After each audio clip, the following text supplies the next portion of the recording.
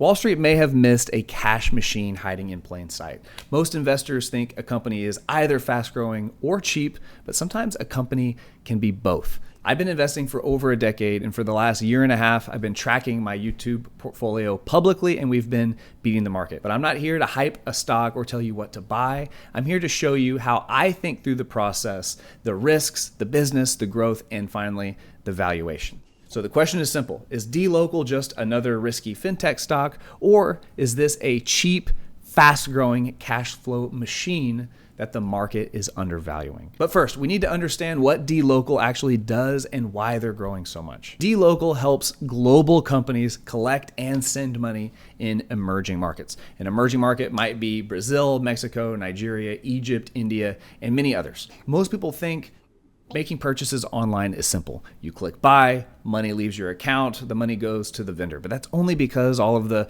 messy stuff is hiding behind the curtain. Now imagine you have a company that's trying to do business with 60 different companies. Every single country has a different language, a different currency, a different payment system and norms, a different way of confirming someone's identity. All of that creates a huge problem for these big global companies. That's where dLocal comes in. They give these big global companies one platform where they can just do business across many different emerging markets, and that is where dLocal specializes, the emerging markets. To determine whether or not dLocal is undervalued, there are three things that I need to look at in order to create a discounted free cash flow model.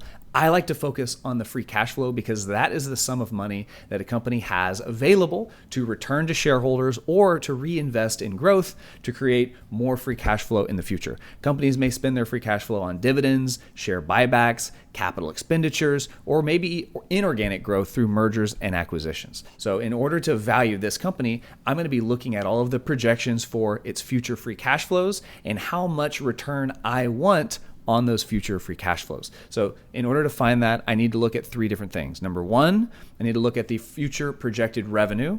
Number two, I need to look at the future projected free cash flow margin. That's the percentage of revenue that a company is able to create free cash flow. It's kind of like their profitability. And then three, I need to determine what is my desired return every single year. And then finally, I can wrap all of that up to determine, does this company have a margin of safety? Is it trading below its fair value? And is that margin of safety worth the risks of investing in a company that deals with emerging markets? So let's start with the top line. Let's look at revenue growth. And revenue growth is incredibly important. This research paper by McKinsey & Company shows that the two strongest correlations between growing share prices in the stock market and the two most important metrics for a company, and those two metrics are economic profit growth and revenue growth. If we filter for the lowest companies in terms of economic profit growth, that means these are the lowest quintile of companies that are growing their profits the slowest, but we still look at the return on investment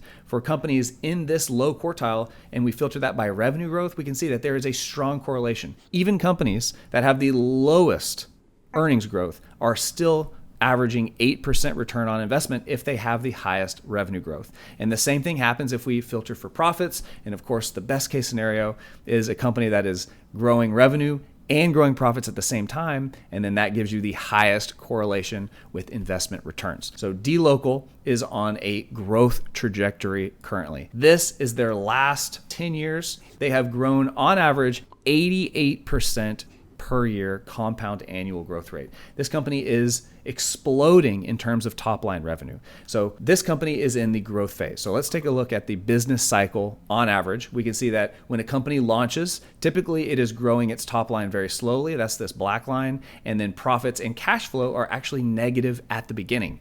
But at a certain point in their growth phase, both profit and cash swings to the positive while top line revenue is growing incredibly fast. And so somewhere in the middle of this growth phase is where dLocal is right now, because not only are they growing their top line incredibly fast, this is their total payment volume. The more payments that this company is processing, the more money they make. So their total payment volume is compounding every single year, this company is also already profitable and already generating free cash flow. So we know if they're roughly here in the business cycle, I'm going to model their revenue slowing down over time. Now, just because this is the typical model for how a company grows, it does not mean that all companies follow this model exactly. A fast growth period followed by maturity and decline. Some companies go into a second growth phase. So let's look at NVIDIA's historic revenue. We can see that there has been several cycles where the company was growing revenue very quickly. That's where these bars are green. And then followed by a whole year of declining revenues, another explosion,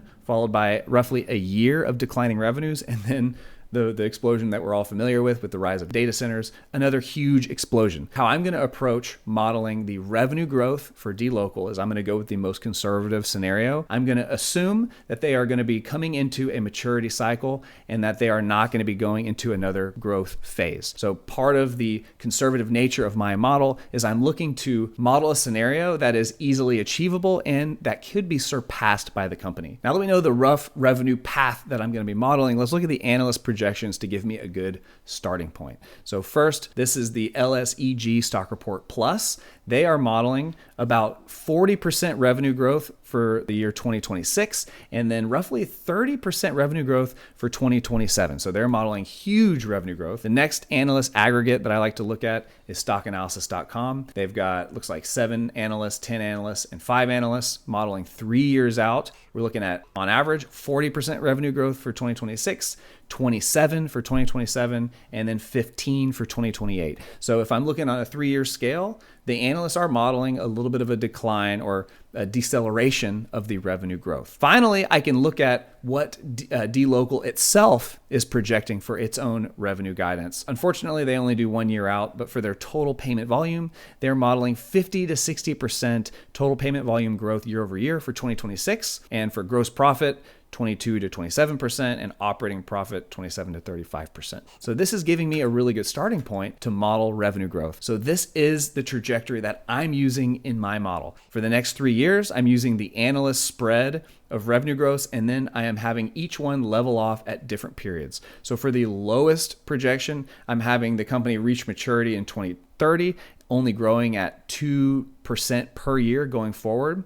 For the middle scenario, I'm having the company reach maturity in 2032 and then only growing their revenue at about 2% going forward into eternity. And then finally, for the best case scenario, the company is reaching maturity in 10 years at 2035, and then only growing revenue at 2% going forward. So if the company were to land its revenue somewhere in this spread of projections, then this model will be accurate. The next phase of my analysis is looking at the company's free cash flow margin. What percentage of their total revenue are they able to generate free cash flow? If I go to stockanalysis.com and I look at the standard way of calculating free cash flow margin, they have a cell right here.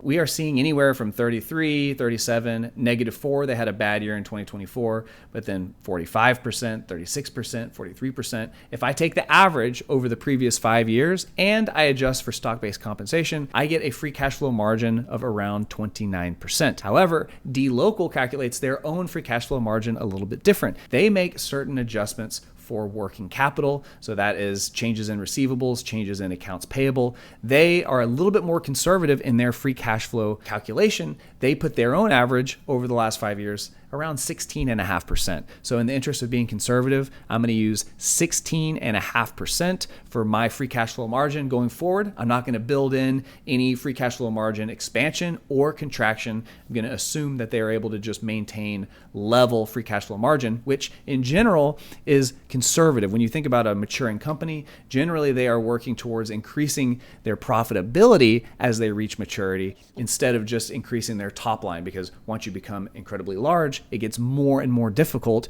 to get more profit through top line growth. They have to dial in their operations and become more and more efficient. So for the sake of being conservative, I'm going to keep free cash flow margin at a steady 16.5%. Finally, the last assumption is my discount rate. What return do I want on my investment every single year? In general, people like to use the cost of equity. This utilizes the equity risk premium. This is the risk that you're taking on by being in the stock market. And then you are adding to that the risk-free rate. The risk-free rate is my return on investment if I were to invest in a US Treasury, something that has virtually zero risk. And so in order to get the cost of equity, people will add together the risk-free rate and the equity risk premium to get a return of about 8.41% per year. Now, because this company is extra risky and it is dealing in emerging markets, I'm going to increase my discount rate to 10% going forward. So to recap, the three major assumptions that I'm using in my model, I'm using a top line revenue growth, matching a company that's entering into maturity. For my free cash flow margin, I'm using the historical average, which is about 16.5%. And for my discount rate, I'm using a 10% discount rate. Because I'm using three different possible revenue growth trajectories, I'm going to have three different fair values. If the lowest revenue is achieved, then dLocal has a fair share price today of $15.59. This represents a 23% margin of safety. If the middle case happens, if their middle revenue growth is achieved, then the fair share price is $19.46. That represents a 53% margin of safety. And then finally, if they hit that top case scenario where they don't reach maturity for 10 years, then their fair share price is $25.71. That represents a 103% margin of safety. Given that the lowest, the middle, and the highest case all have significant margin of safeties, this company looks incredibly attractive on a discounted free cash flow basis. But I still have to ask myself, how are they spending this free cash flow? Are they doing things that's going to actually benefit me as a shareholder? Let's look at their capital allocation to find out. This graph shows what percentage of their free cash flow they are returning to shareholders and how they're doing it. If we go back to 2022, before the company was very profitable, they returned very little, but then going forward, dLocal has been returning a greater and greater percentage to shareholders of their free cash flow in the form of dividends and share buybacks. This blue bar right here, this is representing share buybacks. The gray bar is representing dividends. So they are doing a combination of the two.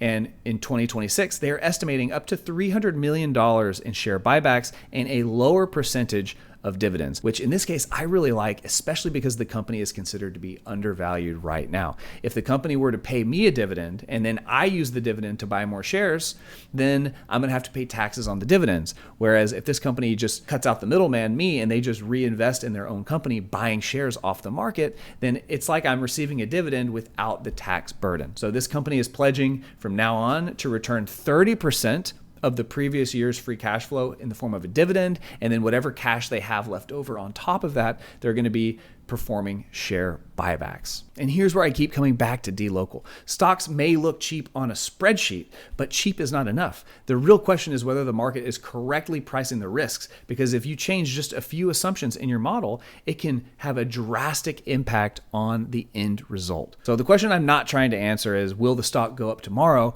What I'm trying to answer is, what does the market believe right now? What does it take for the market to be wrong about a company? And then how likely is that company going to outperform the market? That is the kind of stuff I break down live every Wednesday at 6:30 p.m. Central Time. We look at real companies, real numbers, and real valuation assumptions. I hope to see you there.